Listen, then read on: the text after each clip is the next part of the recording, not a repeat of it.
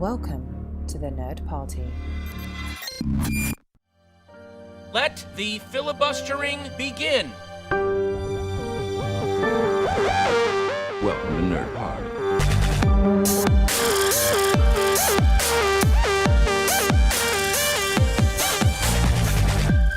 Hello and welcome to Filibuster here on the Nerd Party. I'm co-host Alice King, and on this episode I was lucky enough to chat with author Nick De Semlyen about his book Wild and Crazy Guys, How the Comedy Mavericks of the 80s Changed Hollywood Forever. Nick is a film journalist who has written for publications including Rolling Stone, Stuff and Time Out, and he is the current acting editor of Empire, the world's biggest movie magazine. Wild and Crazy Guys is a book about behind the scenes of the time when Bill Murray, Steve Martin, Eddie Murphy, and many others rose to fame during Saturday Night Live and were responsible for such classic films such as Ghostbusters, Caddyshack, and Beverly Hills Cop. We go speak to Nick about the making of the book and also about how it is working for a film magazine during lockdown. We hope you enjoy the interview, and if you want to buy the book, it is available in the US from the 26th of May and in the UK from the 11th of June, and if the bookshops are still closed, you can order it online from Waterstones or Amazon. We hope you enjoy the interview, and we'll see you next week. Just sort of really keen to know where the idea for the book sort of first originated in your head. Well, it was probably a few things. Easy Riders, Raging Bulls is one of my favorite books, and I discovered that when I was probably about 15, and I've had several versions of it. So I just kept losing it and buying it again, and that was probably one of the film books that most made me want to write one. It's kind of one of those untouchable books. I don't think you can compare my book to it. I think it's a kind of masterpiece. Very salacious. But yeah, what Peter Biskin did was really inspiring to me in terms of becoming a writer, becoming interested in film, becoming interested in doing profiles of these kind of people. And so I had that in the back of my head, and then just through Empire, just interviewing various people, just because I love those films, I love those actors.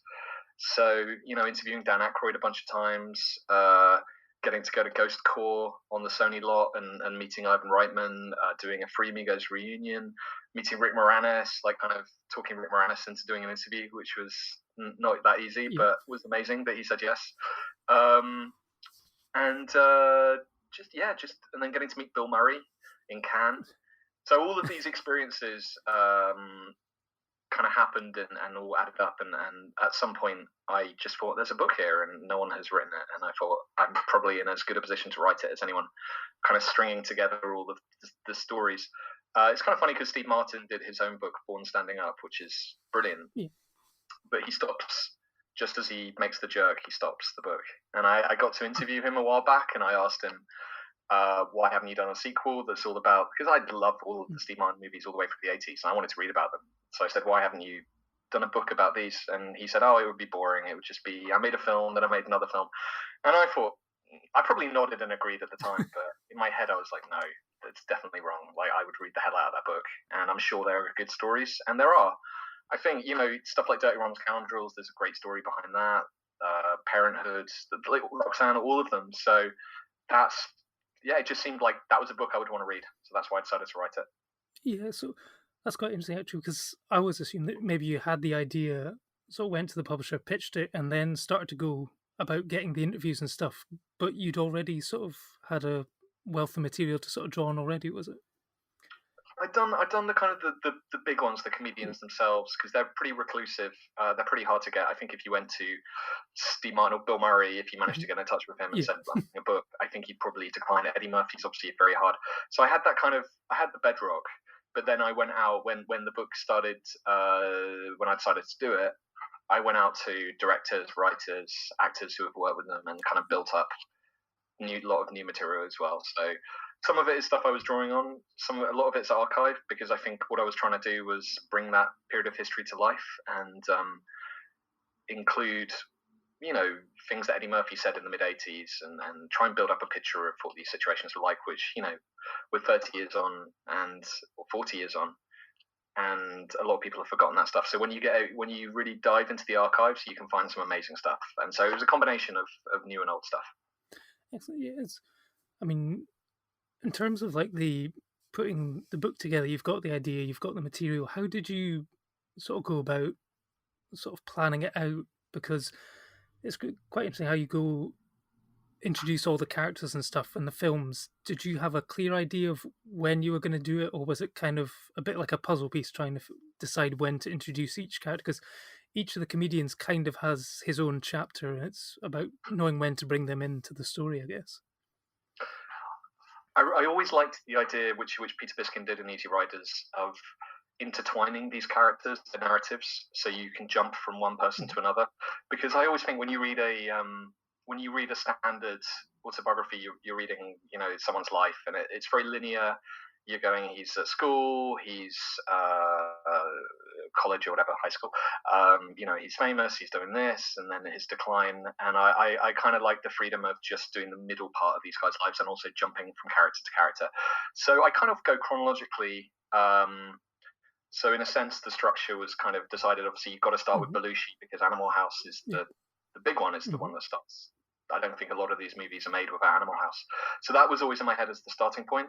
And then Ghostbusters was always in my head as it comes exactly halfway through the book. And I always felt like you're building to Ghostbusters. And that's the movie where everyone comes together.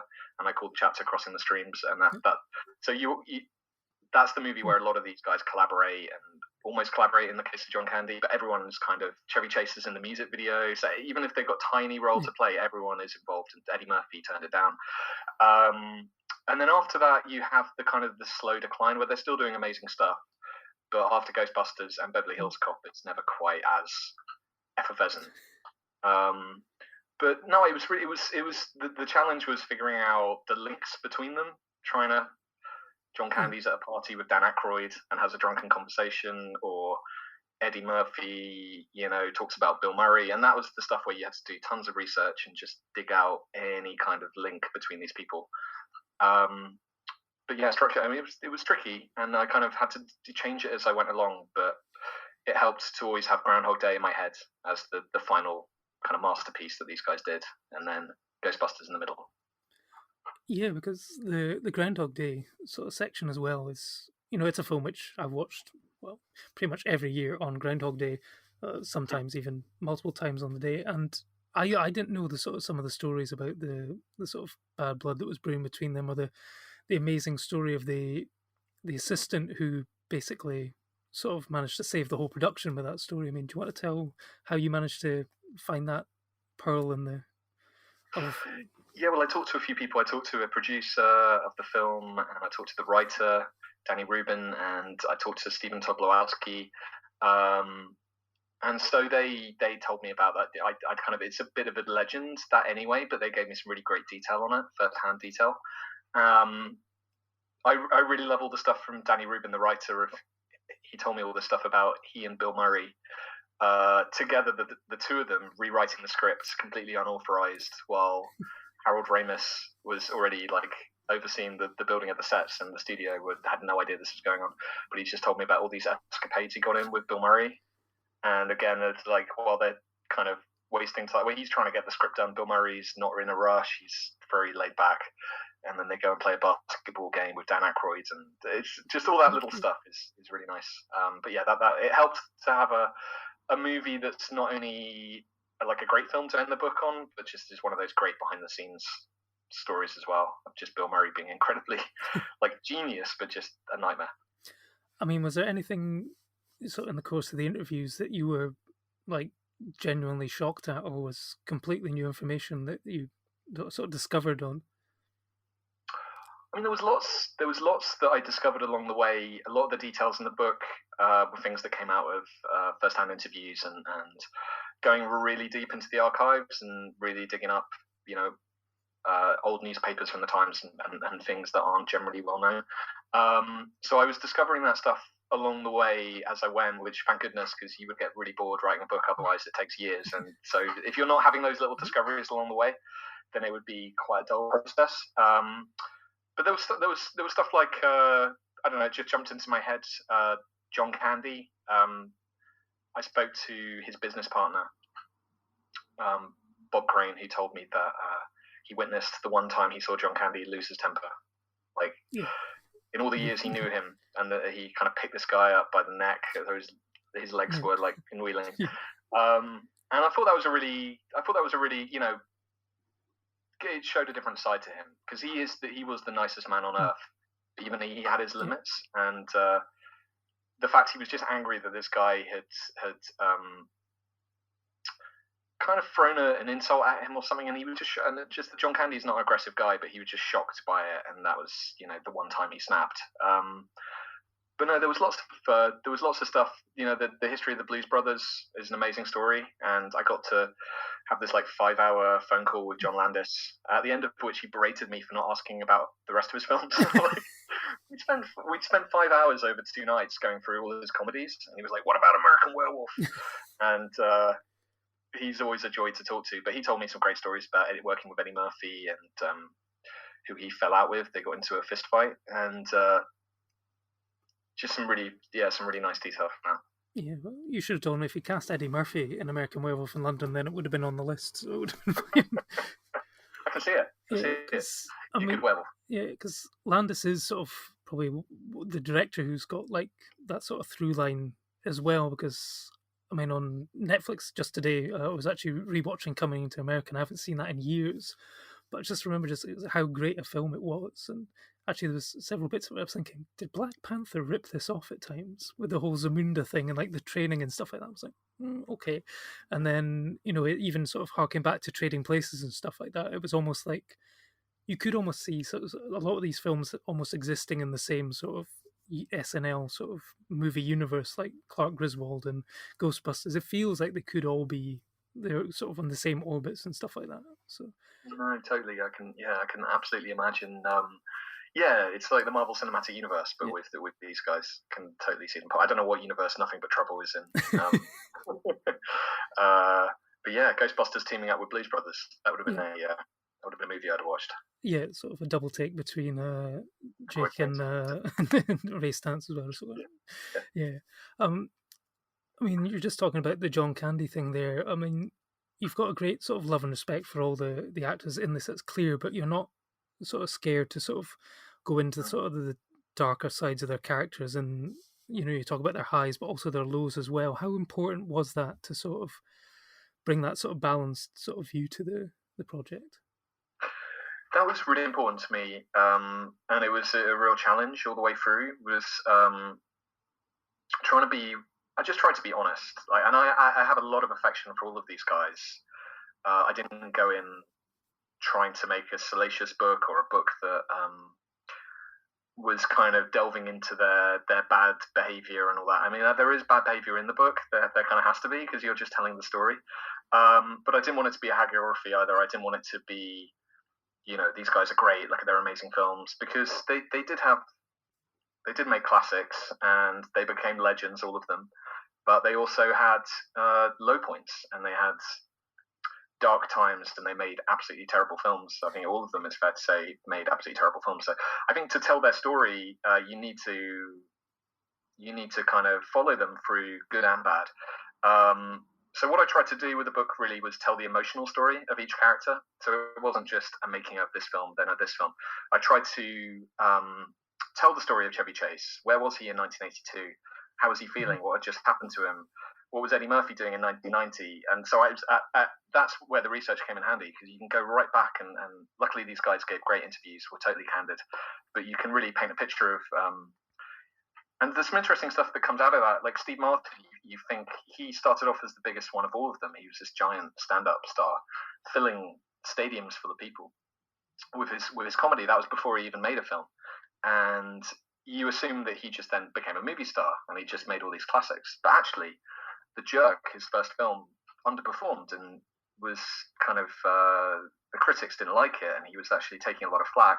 And then he made 3 or 4 films that were rejected and no one was interested. And so he actually, the late 70s, early 80s for Steve Martin was actually quite a difficult time, quite a turbulent time, and he got quite depressed.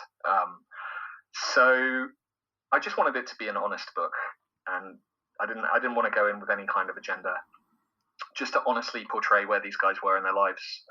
I think that's enough, and if you just do that, there's enough excitement and drama, because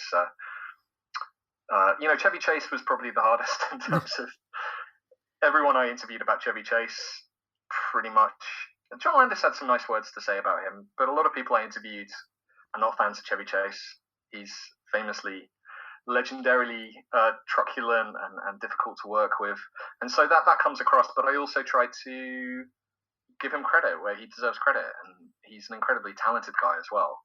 And it's not a mistake that he became this giant movie star. And so I tried to show why he became a star, as well as to show all the reasons people got pissed off with him. Absolutely. Did you speak to Mike Reed at all about the infamous interview? I was there.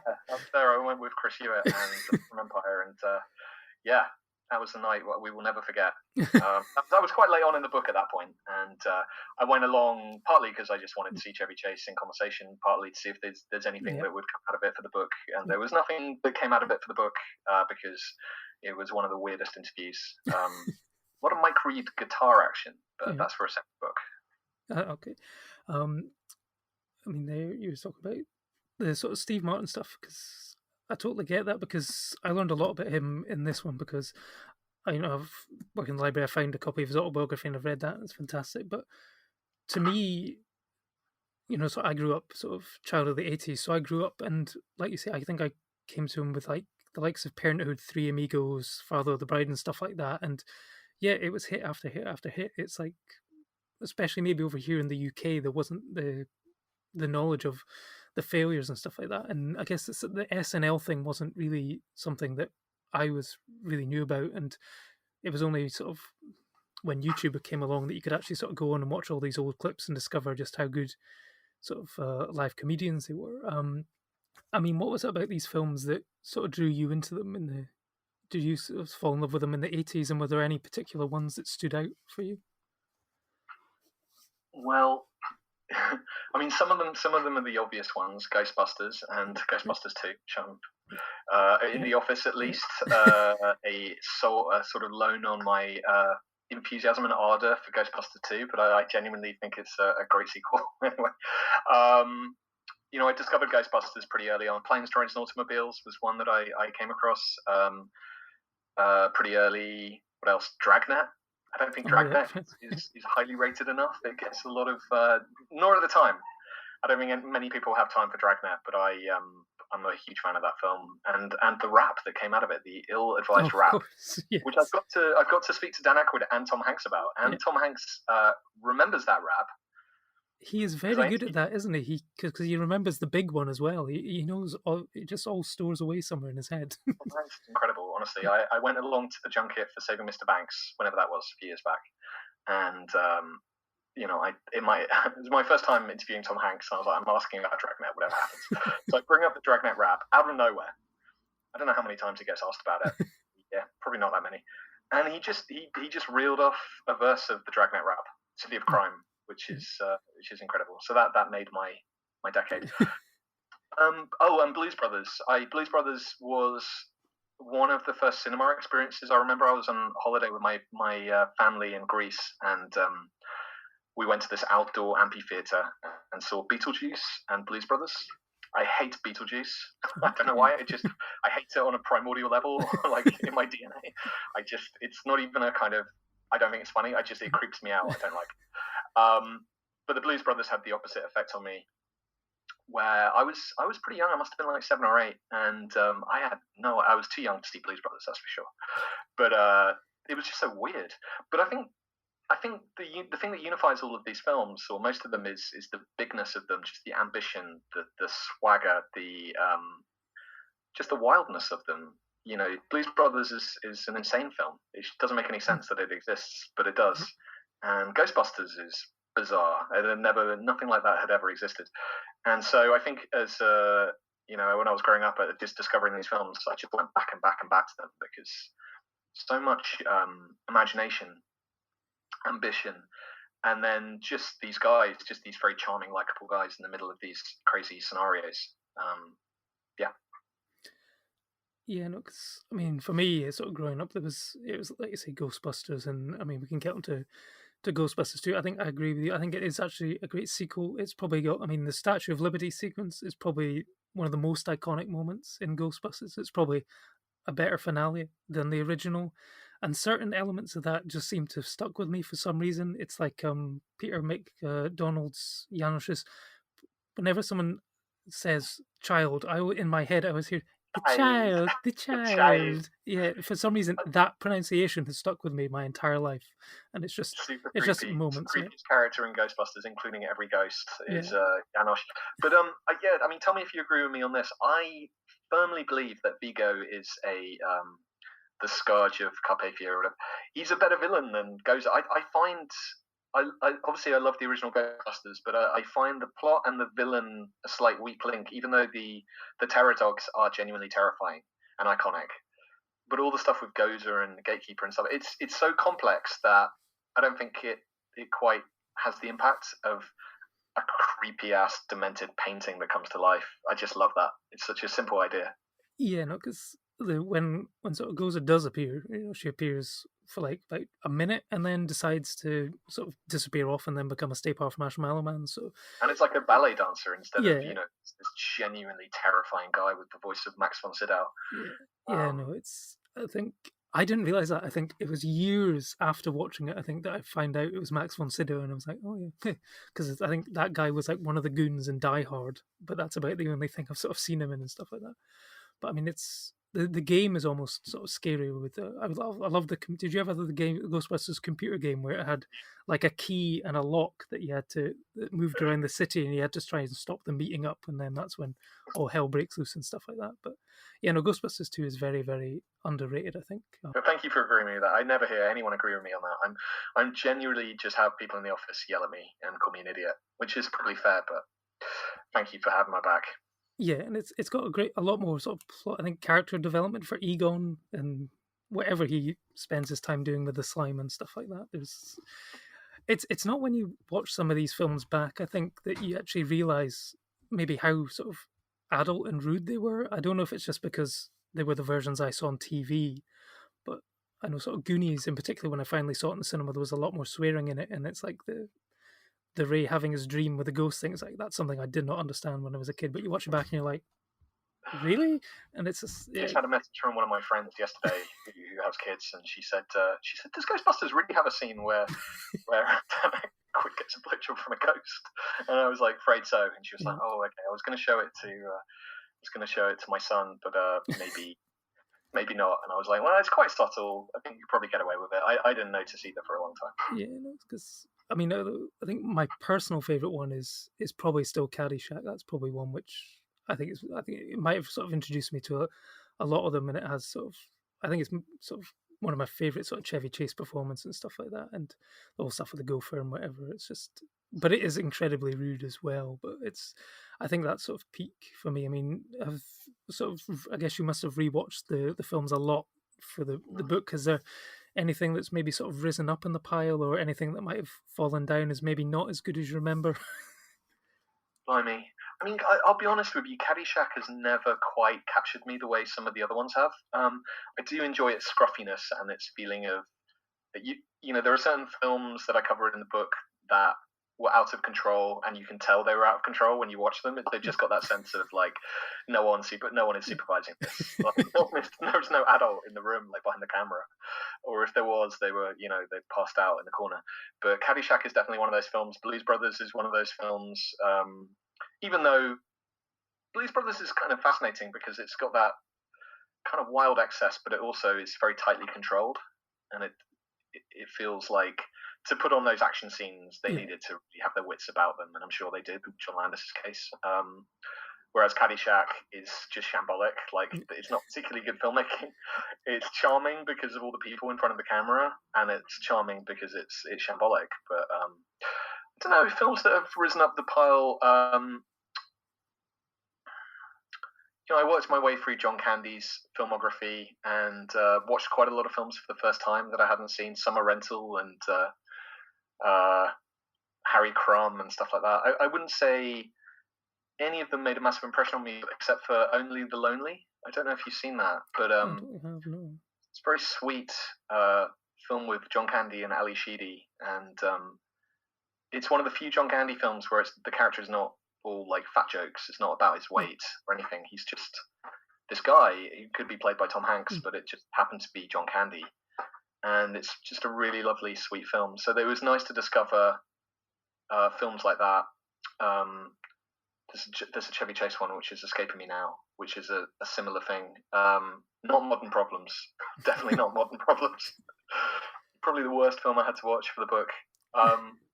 But it'll come back to me. But yeah, it's you did find the odd gem, but you had to wade through some pretty bad films to get to that, unfortunately. There's a film called Head Office with Rick Moranis, which is not good either. I don't know why that jumps to mind. It's not good. So, I mean, how long did the entire process take from sort of having the idea, and then sort of the writing of it? I mean, how long? Because you mentioned years there, was it? Yeah, well, I've got a day job as well, so it might have taken less time had I just been on the book. But obviously, it was a kind of evenings and weekends kind of job. So I was writing at airport lounges and coffee shops on the weekend, and just carrying my laptop around with me. It took about 3 years, I'd say, total. I wrote half of it without approaching a publisher. I just didn't want to get, I was kind of hoping that I would get picked up, but I didn't want to suddenly get hit with a tight deadline and have to rush it. So about 3 years, and I was doing interviews through that whole 3-year period. So Ivan Reitman, I was trying to get a good chunk of time with him. It proved quite tricky for a while, but then I, was at Comic-Con, he was at Comic-Con, I managed to make it work. So about 3 years, all in all. Was there anyone that you wish you could have maybe spoken to that you didn't get the chance to, or? Yeah, plenty. I tried to get Martin Brest. I do pretty much a whole chapter on Beverly Hills Cop, and he obviously directed that. He did Midnight Run. He's basically a complete legend. Anyone who's into films will probably know him and love his films. But he's a recluse. He doesn't do interviews. He hasn't made a film since Mitch Black. I think that's the film that he dropped the mic on. And he doesn't really do interviews. And I tried. I feel like I got quite close. I interviewed Amy Heckerling, who directed National Lampoon's European Vacation, and she is friends with him. And she asked him on my behalf, and he thought about it and said no. And that's the one I really wish had happened, because I'd love to have talked to him about that film. It's so fascinating. It was going to be a Stallone film, obviously, until the last minute. And then Stallone jumped off, Eddie Murphy jumped on, and then they kind of winged it. And I'm sure, there's still a lot of, I still managed to put enough stories together, but I would love to have got his take on everything. Absolutely.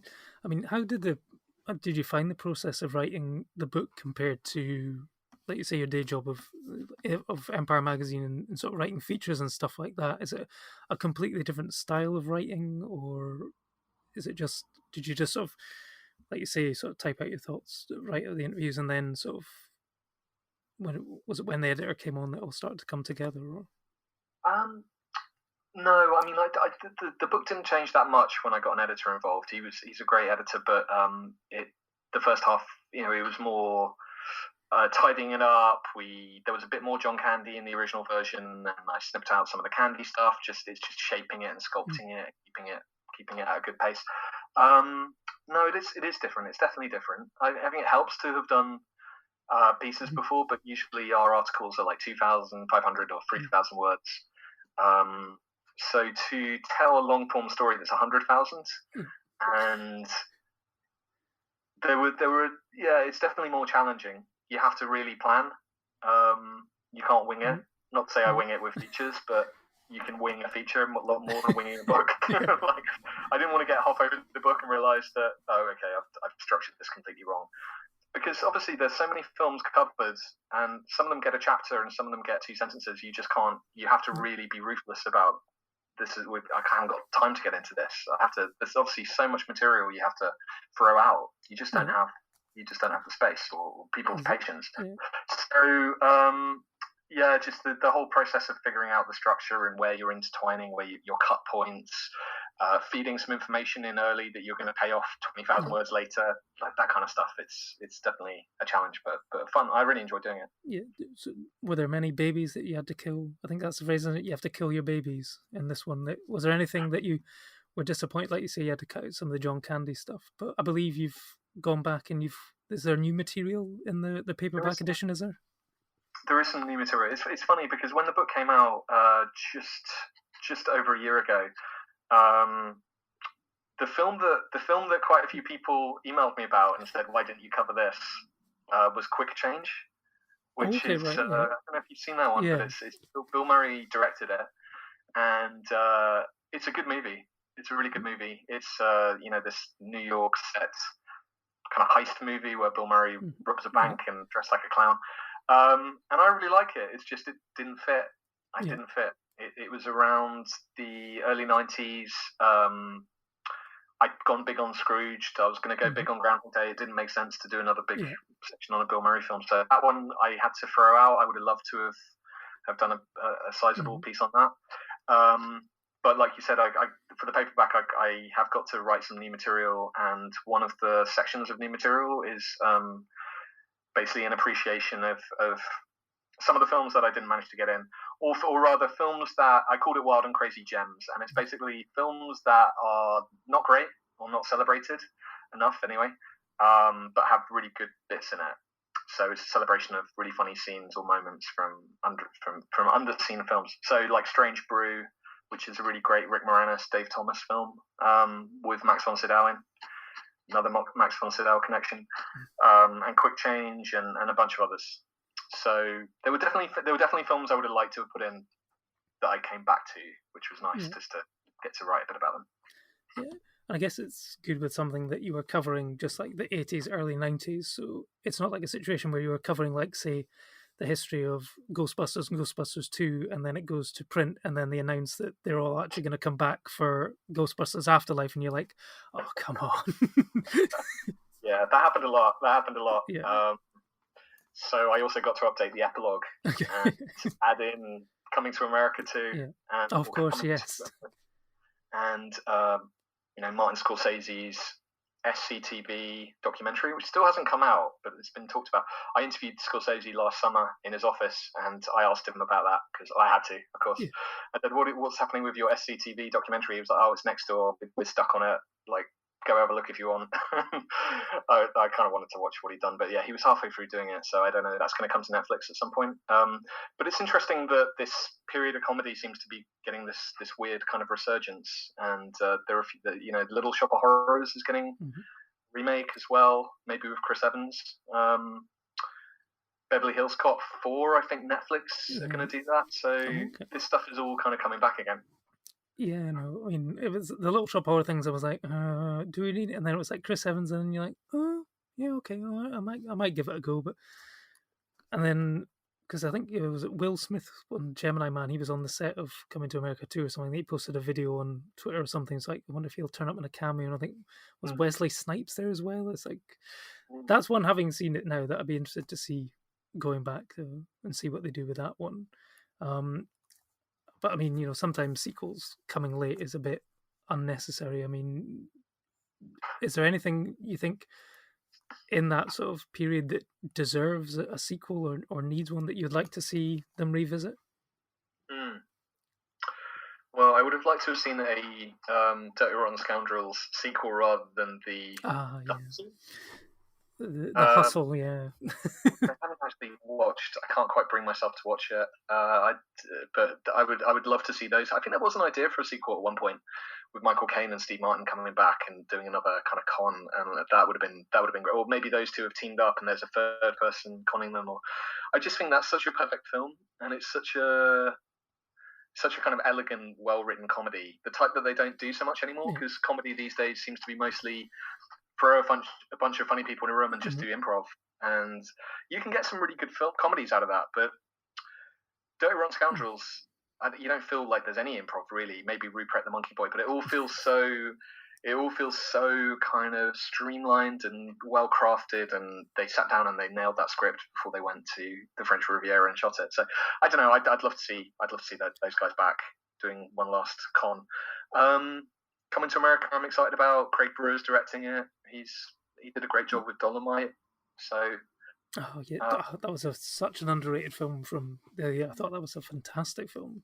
Really good. So excited to see that, because it's going to be interesting to see, because like you say, like the modern sort of crop of people who sort of came up through SNL, you sort of Will Ferrells and stuff like that, if you look back to the 80s, most of these films are probably like your 90-minute, 100 minutes, whatever. But now everyone seems to, the Apatow sort of thing is like, it needs to be at least 2 hours and 10, and then have loads of outtakes in the middle and stuff like that. It's like you say, it doesn't seem to have as much control. There's still funny bits, but you're almost having to sort of sit through a lot of Yeah. jokes before you get to those moments. I mean, why do you think that the 80s and whatever was maybe more successful for that kind of comedy than, because I mean there have been obviously hits. I mean like Anchorman and 40-Year-Old Virgin were probably the ones that sort of catapulted a lot of these guys and sort of set the mold, but there probably hasn't been as much sort of love and reverence for them. And even though it's the same sort of model where the same actors turn up in all the different films and stuff like that. There was just some kind of magic in the water, I think, and there was a discipline, even though a lot of these films are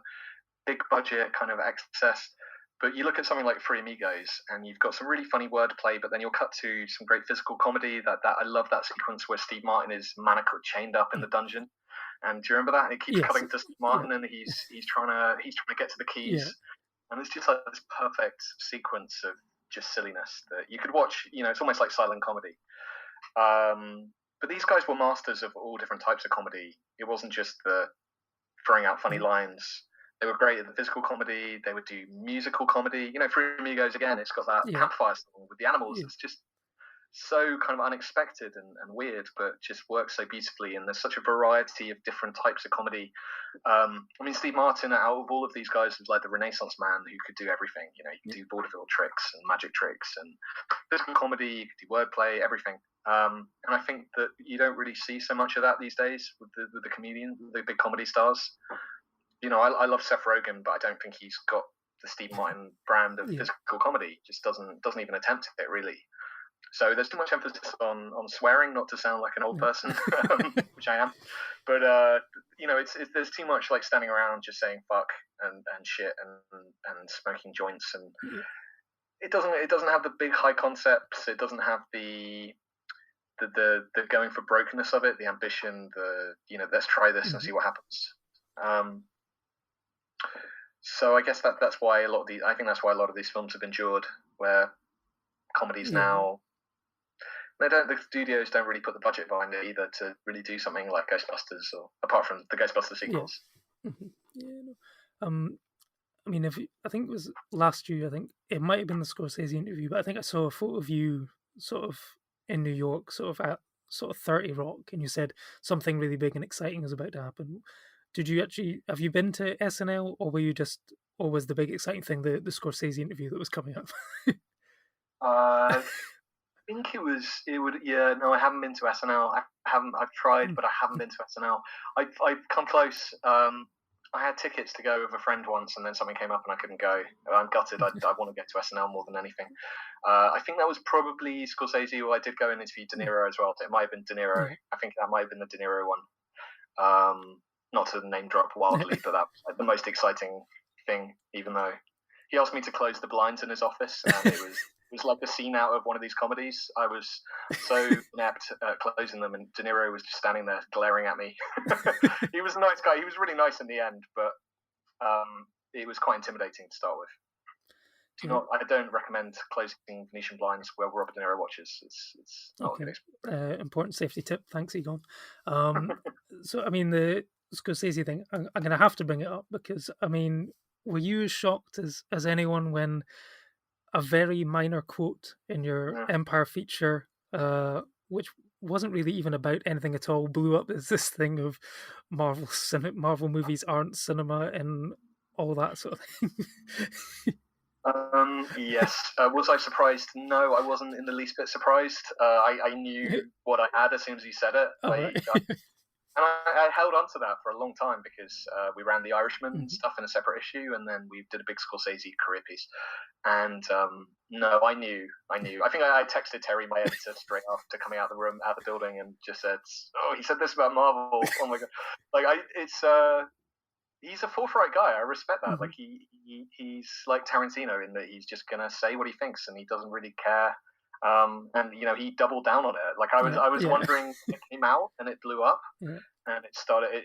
I'll never forget the night where someone picked it up on Twitter and it just exploded. It was on like every movie website. some non-movie websites. Yeah.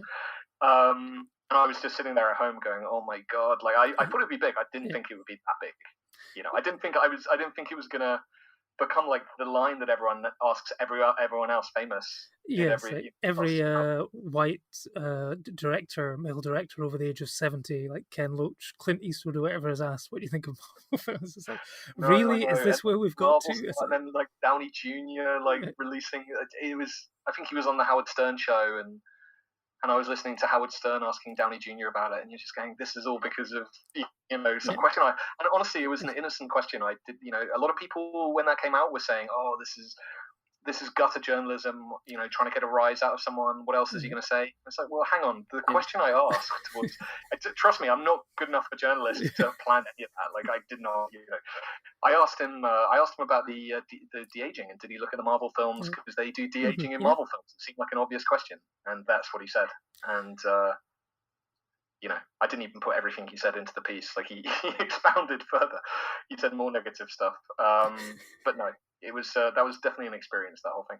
Yeah, because I mean, right now it's quite an interesting time for movies and especially even sort of film magazines, because you've just sort of taken over as acting editor of Empire magazine, and then within about a week or something, was it, the lockdown happened? I mean, I've really felt for you when that happened, but I mean, you've done a fantastic job so far with the issues and stuff, and the sort of Celebrate Our Cinemas campaign. I mean, obviously everyone who works at Empire is a huge sort of film fan, but what is it about the cinematic experience that is so important?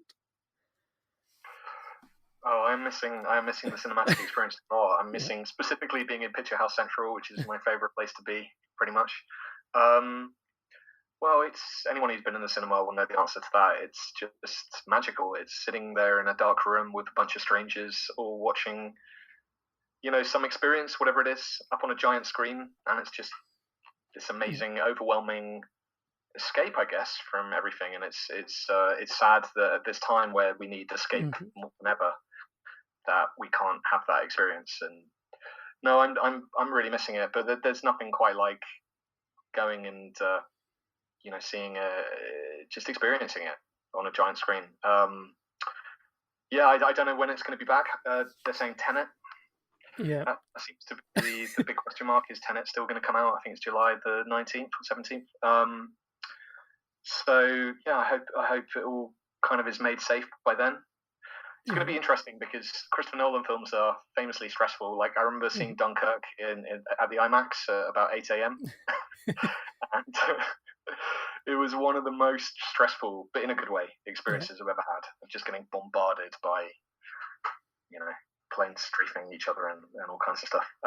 So it's interesting that the film that's going to be back is probably going to be quite an intense experience, but in a good way, because I think nobody makes films for the cinema quite like Christopher Nolan. So yeah, no, I mean, he's been a true sort of advocate for the cinematic experience, and even like with 70mm prints, 35mm prints, he wants people out to the cinema. I'm sure he wouldn't be sending people to their deaths, as some people on the internet are trying to say, by Christopher Nolan's trying to push us all back into the cinema way too early. It's if you actually, again, this is, I guess, what happened with your Scorsese quote, is people just pick a bit out, put it on the clickbait thing and leave it. But if you actually read into it, it's like he's making Tenet available for something for cinemas to be able to draw people back into. He's not holding a gun to someone's head and saying, get in the cinema. So yeah, it's that, but I'm really missing it as well, because I think it's like you say, it's escape, and it's being able to watch a film without the distraction of a phone or just cats or anything that's going on around you and stuff like that. It's not, and it's just to be able to escape and go off to something else where you can completely forget about it. I mean, you might not be able to if everyone's wearing a face mask in the cinema, or you're watching Contagion on the big screen, but other than that, I'm sure it's good. Yeah, I mean, just the fact that I still remember, just us talking about that Blues Brothers experience I had when I was 7 or 8, and I can still remember how I felt, and that may have changed my life. That might be why I became a film journalist. It's one of those, experiences you'll never forget, of just being completely transported. And I hope that comedies have a unique thing of being great to watch in cinemas with a crowd. And I know the new Judd Apatow film is coming to streaming, but I want to see Coming to America with an audience the first time. I don't want to see it sitting at home by myself. with my cardboard cutout of Eddie Murphy. Or so I'm hoping that cinemas will be back soon. Definitely. Yeah, absolutely. I mean, I know that you've sort of spoken about having sort of another book in the pipeline. Are you able to share anything at this point as to? Because I mean, I guess, well, because you're maybe not commuting to Picture House Central at the moment, you've maybe got a bit more time to do a bit of writing and stuff like that. Are you thinking about what you're going to do next? Have you got an idea? Definitely got an idea. It is hard because it is happening. Definitely, I have a publisher, and it's all happening. It's all going ahead as of quite recently, and I have started work on it. And I've got like a big interview for it tomorrow, but I'm not allowed to actually say what it is. It hasn't been announced yet. As much as I'd like to talk about it, and I will bore your head off when I'm allowed to. But it's kind of a companion piece. I don't know quite what to say about it, but I think if you like the first one, you'll like the second one. It's a totally different subject, but it's very, so far it's incredibly enjoyable to work on, and lots of stories, and it's quite a rich world as well, like the world of those comedians. So I promise I'll if you want me to, I'll come back and talk about it at a later date, but I'm probably not allowed to right at this moment, but it's definitely happening. So. That's fair enough. It must be a Marvel thing then, or a Disney thing, yeah. It's a history of Martin Scorsese's opinions on Marvel. I mean, have you had any feedback from anyone involved that you've interviewed for the book? Have they read it? I mean, what's the feedback been like? I know I've sort of lent the book to a couple of people, and there's a friend of mine who's just reading it now in America, and he's loving it. I mean, certainly the critical praise has been very good for the thing. But have you heard any sort of personal anecdotes or feedback from anyone who's read it? Not from the main guys, and thank you very much, and thanks to your friend. Not from the main 7 or 8, however many comedians it is, apart from Rick Moranis, who he has read the book, and he's the nicest man on earth. So I don't know if it's true, but he said he enjoyed it. He said he read the bits about him first. So he skipped to the back, looked at the index, and went, "Okay, I'm on pages, blah blah blah," and then went straight forward. Yeah, so he was very lovely about the whole thing. I don't know if it's on the radar of any of the other guys. I just don't know. Maybe I'll find out. I don't know. We have Steve Martin and Martin Short in the new issue of Empire, so I guess they can't totally hate it. Maybe, or we might have heard. But I mean, I've heard from some of the directors and writers and whatnot. I think everyone, I haven't had any complaints. So yeah, I tried to just triple check everything and just make it as accurate as possible. So hopefully that's the case. Yeah, but who knows? Yeah, I don't know. I'd love to know if any of them have read it, but who knows? Yeah, just have to look on the Instagram feeds and see if it's on there, or if they're doing any Skype interviews or something, they might have it on their bookshelf in the background somewhere. Yeah, I know that Alison Brie has read it, which was amazing. She went on a podcast with Chris Hardwick and mentioned that she was listening to the audiobook or just listened to it. So that was very exciting for me. And Johnny Galecki from Big Bang Theory has read it.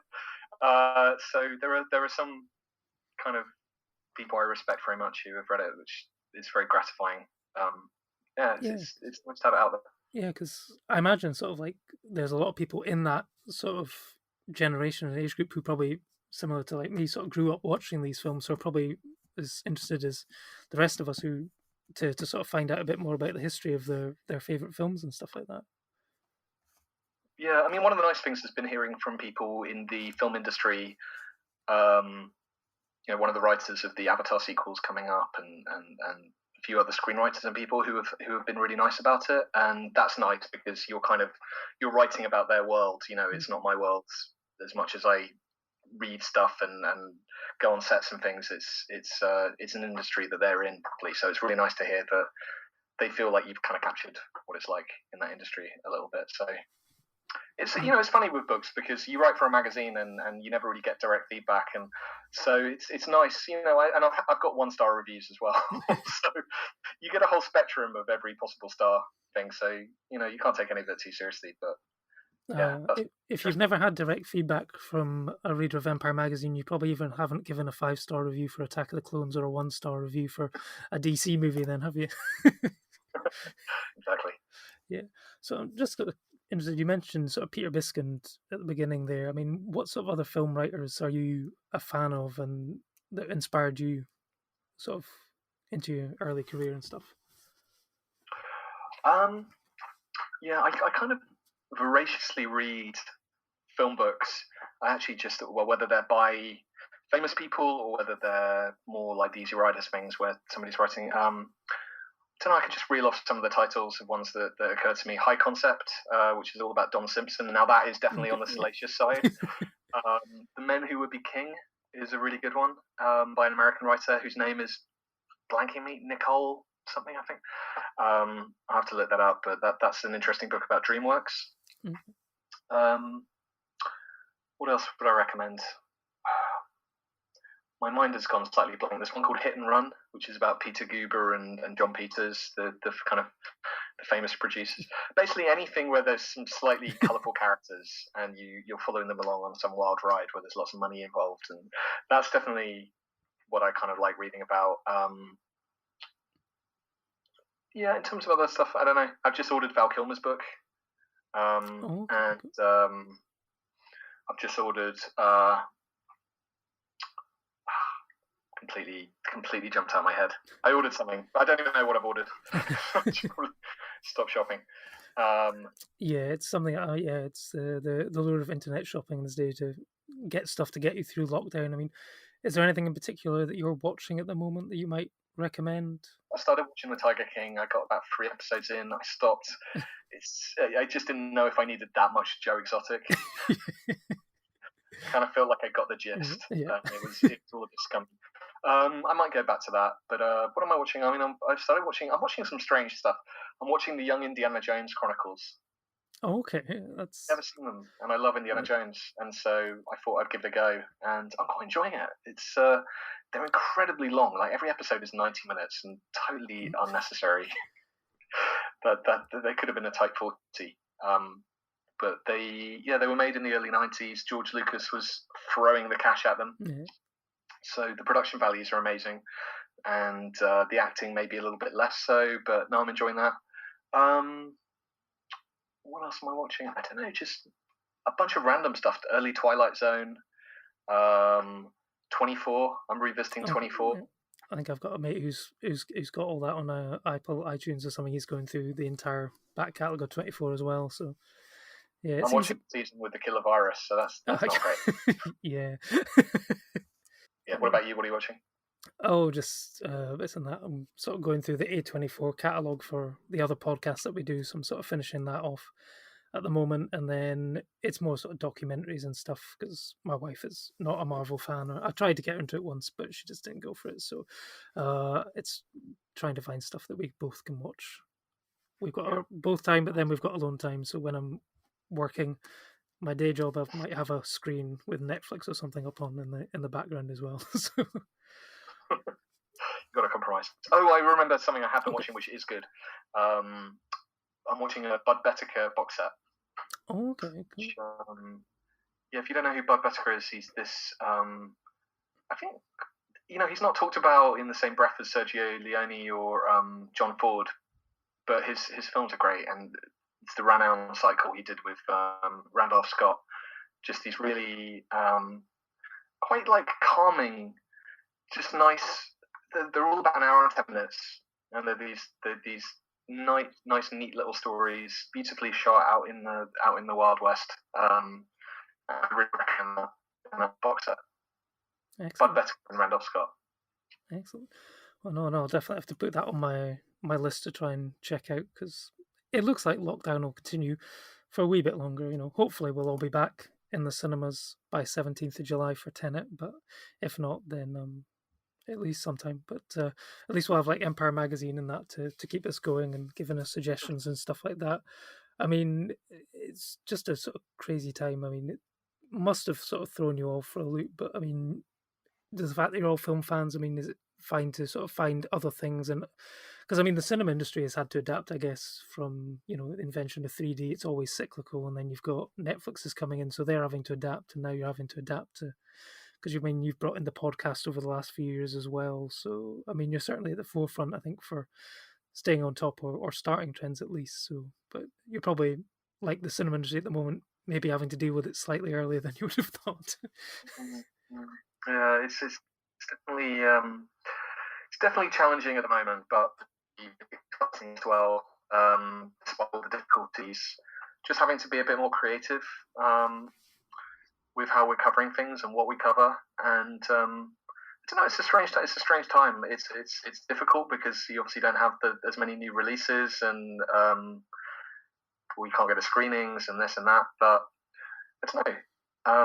We've been able to get interviews with really cool people that maybe if they weren't in lockdown wouldn't be available to do interviews. And our next issue, the one that we're working on now, which is out in mid-June, I'm really excited about. It's got some amazing people being interviewed and some really cool stuff, which again I can't really talk about. But we get a press next week, and just really excited to get it out there. So we're carrying on and just making the best issue that we possibly can. And we'll see how things. We just don't know what things are going to be like in a month or two. So just keep going. Absolutely. So finally, I guess, the book is out now on hardback, out on paperback in the US on May 27th and in the UK on 11th of June. But if there was people read the book and wanted to maybe explore, if you had to recommend maybe one film that, let's assume everyone's seen your Ghostbusters and Beverly Hills Cops, what were the like you say, the hidden gems that you might want people to try and discover on lockdown? The hidden gems. Okay, this is a great question because I have a literal bit on this, which I'm going to consult now. I'm just going to shamelessly go and have a quick look and see which ones I pointed out. So, okay,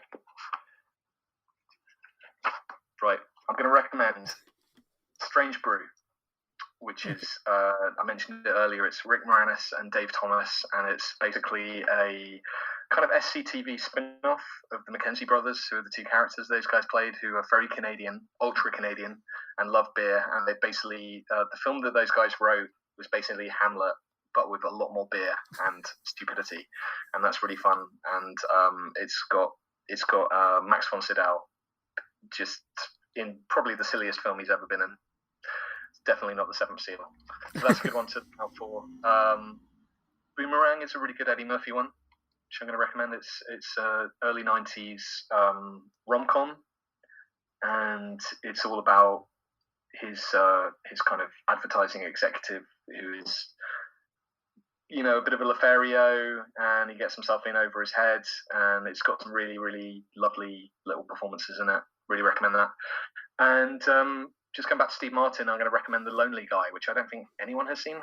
I might be on my own here again, but I think it's a really strong Steve Martin film. Not enough people have seen.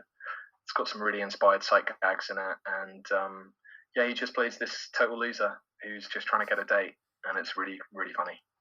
Oh, excellent. Yeah, no, I'll definitely check all those out. Well, thank you for giving up your time during lockdown this evening to chat. It's been great. It's been fascinating, and I've learned a few extra new things. And I've pre-ordered the paperback now to see what else you've written on. So, and I keep meaning to send the copy I've got down to Empire for you to sign, and then send back, because I've got Helen's signed books, so I need to keep the Empire crowd going. And I have a nice shelf to put behind me and during all my Zoom and Skype interviews. So I'll have to send that down at some point. Once you're back in the office, of course. Well, thank you very much for having me on. I've enjoyed it a lot. Join the revolution. Join the Nerd Party. Welcome to Nerd Party.